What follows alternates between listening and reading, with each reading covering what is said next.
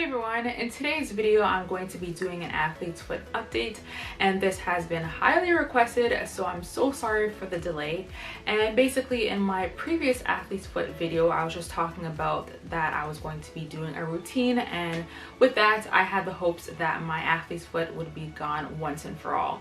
And the thing about it is, unfortunately, I do still have athlete's foot because I didn't follow through with the entire routine. I did part of it, but I didn't do the entire thing.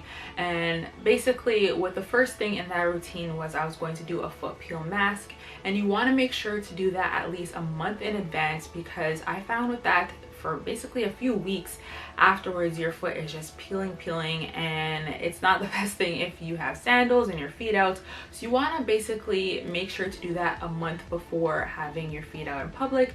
And I think the most ideal time to do that is in the fall and the winter if you're wearing runners and boots and that sort of thing.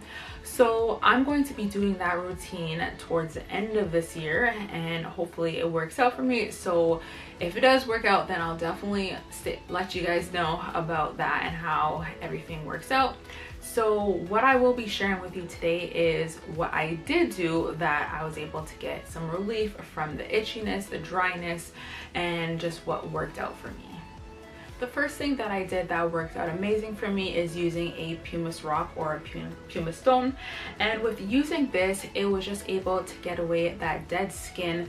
And I found that the products that I would use afterwards would just penetrate a little bit better. So I would highly recommend using this, and just don't go too overboard, because with athlete foot, your foot can be a little bit more on the sensitive side. So I say just gently use this, and it just works good afterwards for when you need to use your products.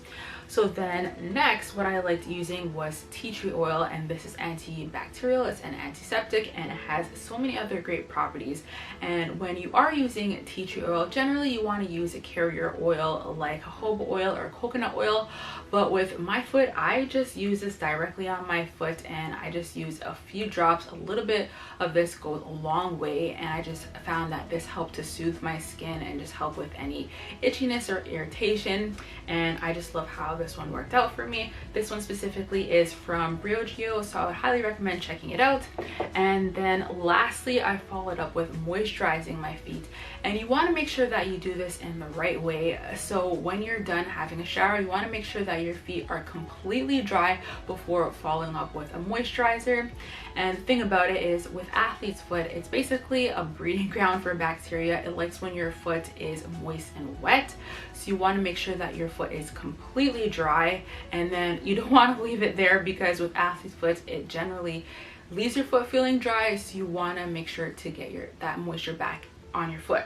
So what I liked using was Heal Genius, and this one is from Soap and Glory, and this has really great ingredients, and it left my skin feeling nice and soft and smooth. And then lastly is Aveeno, and they have a lot of great products. They have an amazing range, so I definitely recommend checking them out. I found that with their products, they do a good job at leaving your skin feeling soothed and nice and soft. So I would definitely recommend checking out any of the things that I mentioned today, because it worked out for me, and hopefully it'll work out for you as well. And if you have anything that worked out good for you, then leave that in the comment section below so that we can check that out.